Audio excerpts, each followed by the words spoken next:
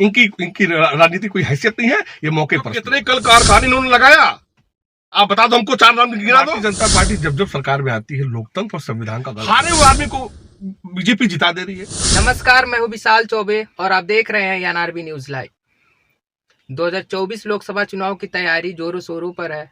पूरी पार्टी अपनी ताकत झोंकती है चुनाव को लड़ने के लिए, लेकिन एक ट्विस्ट देखने को मिल रहा है। ट्विस्ट ये है कि चुनाव से पहले ईडी सीबीआई की छापेमारी और जांच एजेंसियां बहुत तेज काम कर रही हैं। ऐसे में हमारे साथ फरिंदा से ही वरिष्ठ नेता समाजवादी पार्टी के अमित चौबे हैं, क्योंकि इनके पार्टी के जो राष्ट्रीय अध्यक्ष हैं माननीय अखिलेश यादव जी, उनको अभी कल ही हाल ही में सीबीआई ने एक नोटिस जारी किया और जवाब तलब करने के लिए कहा है। तो हम जानेंगे कि आखिर क्या मामला है, आखिर क्यों इस तरीके से ईडी और सीबीआई की छापेमारी तेज है चुनाव से पहले। सबसे पहले स्वागत है सर। बहुत बहुत धन्यवाद आपके चैनल का।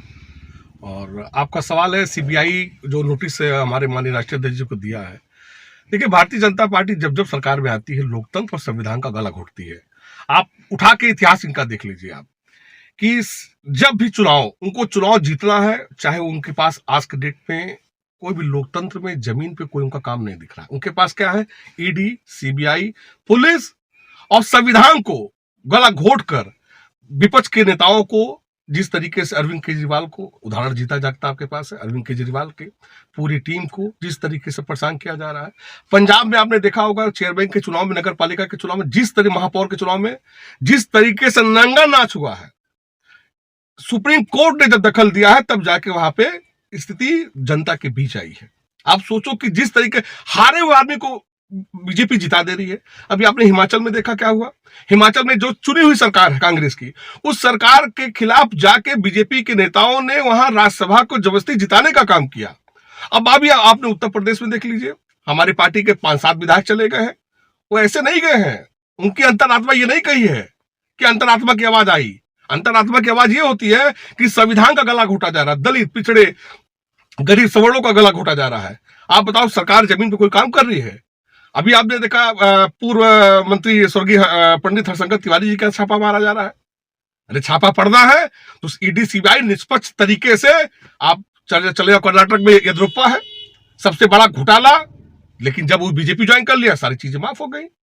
आप याद करो, नोटबंदी में सबसे बड़ी, इस विश्व में सबसे बड़ी शादी नोटबंदी में अगर किसी ने किया था, कर्नाटक में रेड्डी बंधु ने किया था।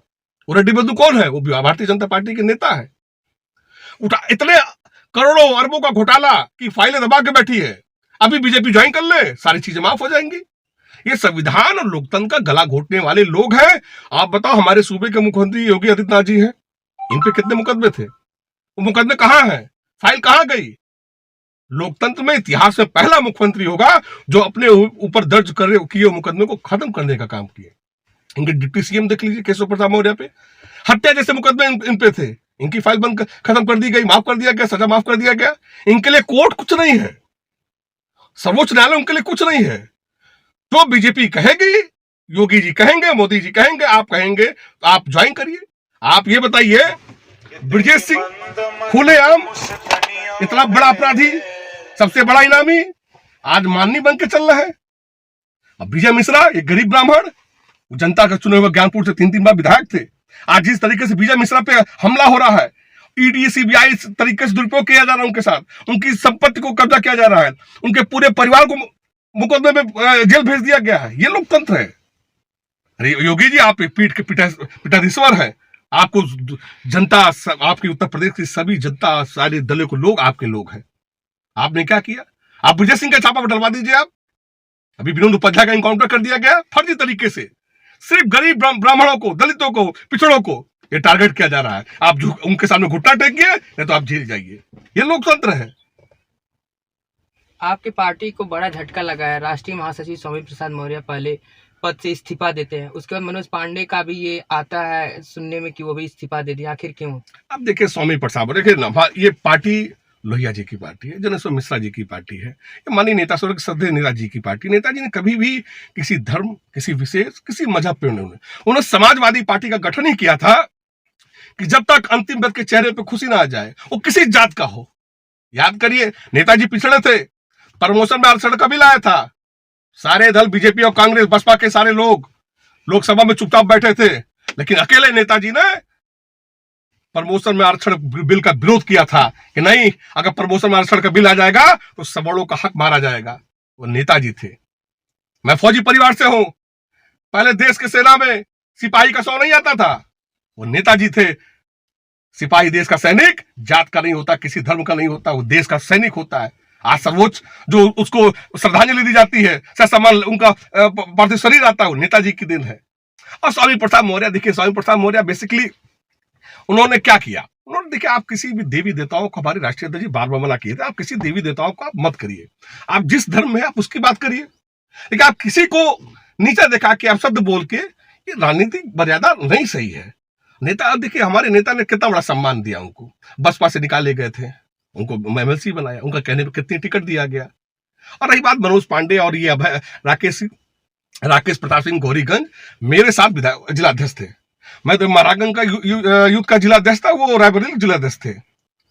और एक गरीब परिवार को नेताजी ने उनको 12 में टिकट दिया, उनको 17 में टिकट दिया, उनको 22 में टिकट दिया। ऐसे आसाम फरामोश लोग हैं ये, इनकी राजनीति कोई हैसियत नहीं है, ये मौके परस्त लोग हैं। अभी कुछ दिन पहले राहुल गांधी और अखिलेश यादव आगरा में एक साथ नजर आए थे। विपक्ष का कहना है कि हमने ऐसे जोड़ी देखी है, चाचा भतीजे की जोड़ी देखी है, बुआ भतीजे की देखी है, इस बार दोनों भाई की जोड़ी देखी, ये काफी दिन तक चलने वाला। लेकिन जबकि अखिलेश यादव खुद पीडीए फार्मूला को अपना रहे हैं 24 के लोकसभा चुनाव में। आप देखिए ये जोड़ी जो है, आप भारतीय जनता पार्टी की जोड़ी थी महबूबा मुफ्ती के साथ, याद होगा आपको, कश्मीर में जिसने आतंकवादियों को नाम पर आतंकवादी छोड़ा गया था, जिस महबूबा मुफ्ती के नाम पे भारतीय जनता पार्टी उनसे गठबंधन करके सरकार चलाई थी। ये ऐसे लोग हैं, देशद्रोहियों से गठबंधन करते हैं। और देखिए कांग्रेस ने इस देश में जब सुई नहीं बनता था, परमाणु बम कांग्रेस ने बनाया। ऐसा नहीं है कि कांग्रेस, देखिए कांग्रेस चाहती तो मोदी का जन्म नहीं होता राजनीति में। 70 साल कांग्रेस ने राज किया, कांग्रेस ने कभी किसी थाली नहीं छीनने का काम किया, किसी को बधुआ मजदूर नहीं बनाया, डकैती नहीं डाला, लोकतंत्र का हनन नहीं किया, सीबीआई का दुरुपयोग नहीं किया। अगर ऐसा होता तो आज अमित शाह जेल से बाहर नहीं आते, मोदी जी जेल से बाहर नहीं आते। कांग्रेस लोकतंत्र में विश्वास करती है, कांग्रेस बड़ी पार्टी है, इस देश के लिए बहुत कांग्रेस ने कुर्बानी दी है, गांधी परिवार ने कुर्बानी दी है। और निश्चित रूप से पीडीए के लेकर हमारे राष्ट्रीय अध्यक्ष चल रहे हैं। और राहुल गांधी की जो नीति है, गरीब अगड़ा पिछड़ा सभी की बात करने वाली पार्टी जो है वो समाजवादी पार्टी है। आखिरी सवाल, इंडिया गठबंधन महाराजगंज लोकसभा चुनाव में महाराजगंज की सीट को लेकर के किस तरीके की रणनीति अपनाने वाली है? ये रणनीति ये जमीन पे नहीं काम करती है। जमीन पे जो लड़ता है, जो जनता के बीच रहता है, और हमारी जनपद की जो सीट है वो कांग्रेस के खाते में गई है। पार्टी नेतृत्व जिसको भेजेगा, जिसको लड़ाएगा, हम लोग तन मन धन के साथ उनके साथ रहेंगे। वो कांग्रेस का ही उम्मीदवार रहेगा तो हम लोग पूरी ताकत से महाराजगंज से, आप बताओ, महाराजगंज में वित्त मंत्री अभी आई थी, देश के खजाने का मालिक राज्य मंत्री पंकज चौधरी जी हमारे यहां से हैं।